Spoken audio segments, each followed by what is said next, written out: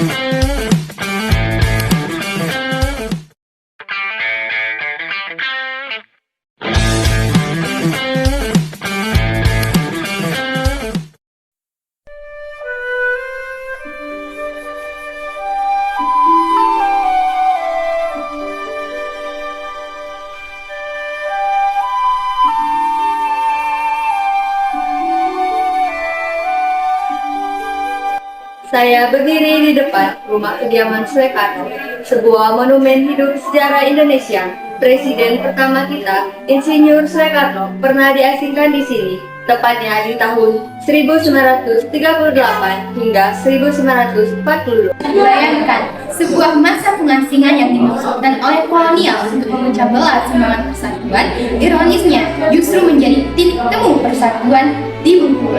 Soekarno tidak terisolasi.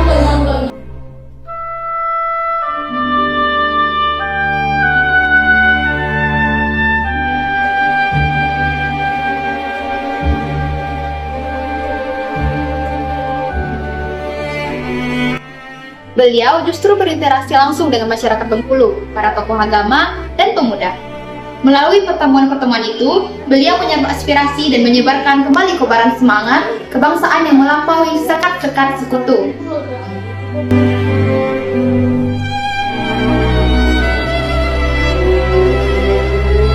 Bengkulu adalah salah satu kota yang menjadi saksi bisu berbagai upaya kolonialisme.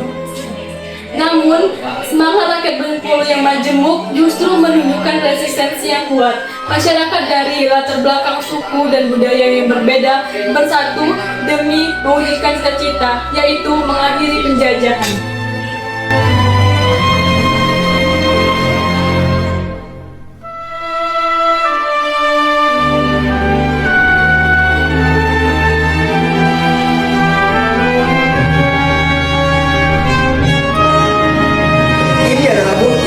Dari sila ketiga, Bengkulu sebagai salah satu wilayah pinggiran menjadi poros penting dalam mematangkan ideologi kebangsaan. Pengasingan berubah fungsi menjadi pusat konsolidasi semangat.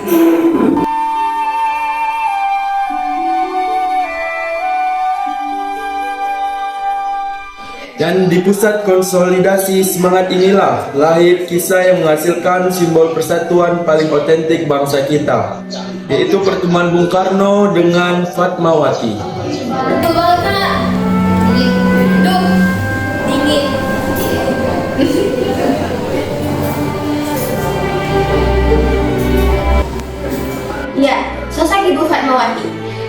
Institusi Bengkulu tidak hanya berhenti pada menyediakan tempat pengasingan bagi para pemimpin. Namun, dari tanah ini lahir seorang tokoh yang menjahit langsung bendera pusaka, Sang Kakak Merah Putih.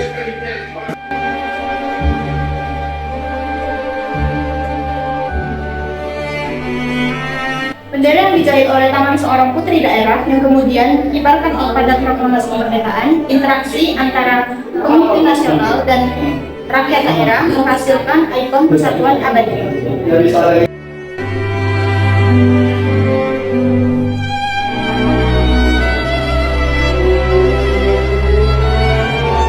Adalah pelajaran penting. Sila ketiga mengajarkan kita bahwa perbedaan geografis dan latar belakang justru adalah kekayaan dan kekuatan. Rakyat Bengkulu bersatu mendukung pergerakan Soekarno. Meski dengan resiko ancaman dari penjajahan, mereka melihat satu visi yang sama, Indonesia merdeka. Setelah melihat langsung sejarah itu, mari kita merefleksikannya. Apa makna persatuan Indonesia bagi kita, Gen Z, hari ini? Semangat perjuangan tersebut harus kita maknai sebagai konseptual. Sila Persatuan Indonesia adalah panggilan untuk kita sebagai mahasiswa. Persatuan hari ini bukan lagi melawan penjajah fisik, tapi melawan perpecahan informasi dan fanatisme sempit yang menggerogoti kebinekaan. Contoh nyatanya, bahkan di kelompok ini, persatuan kita terwujud dalam kolaborasi tugas, menghargai setiap ide, dan bekerja sama dalam mencapai nilai terbaik. Ini adalah implementasi sila ketiga dalam skala kecil. Betul, konflik dalam kelompok pasti ada. Tapi persatuan Indonesia mengajarkan kita untuk mencari titik temu, bukan terus mempertahankan perbedaan yang menghambat tujuan bersama. Dan kalau kita tarik ke skala yang lebih besar, tantangan terbesar persatuan hari ini adalah disinformasi dan politik identitas di media sosial. Menjaga persatuan berarti menjadikan netizen yang cerdas. Kita harus menyadari bahwa persatuan yang diperjuangkan di Bengkulu dulu adalah fondasi yang memungkinkan kita duduk nyaman kuliah hari ini. Jika fondasinya retak, maka seluruh bangunan negara bisa runtuh. Mahasiswa adalah intelektual muda. Tugas kita adalah menjadi jembatan, bukan jurang. Kita harus menjadi agen yang mempromosikan Bhinneka Tunggal Ika. Jadi dari situs bersejarah Rumah Soekarno ini, kita mendapatkan pelajaran abadi. Persatuan bukan hanya tentang bersatu melawan ancaman luar, tetapi yang lebih penting bersatu dalam membangun, mempertahankan, dan mengamalkan cita-cita luhur bangsa. Rekan-rekan sekalian, sejarah perjuangan rakyat Bengkulu mengajarkan kita bahwa persatuan memerlukan pengorbanan, komunikasi yang intens, dan kesadaran kolektif bahwa kita adalah satu nusa, satu bangsa. Persatuan bukan hanya narasi masa lalu yang indah, tapi juga tanggung jawab moral kita saat ini dan di masa depan. Mari kita jaga persatuan, mulai dari lingkungan terkecil kita, dari keluarga, pertemanan, kampus, hingga skala nasional. Tugas fundamental kita sebagai mahasiswa adalah menjadi agen persatuan yang merawat kebinekaan, bukan menjadi pemecah belah. Sila ketiga adalah nafas yang menggerakkan kita. Mari kita tegakkan persatuan Indonesia.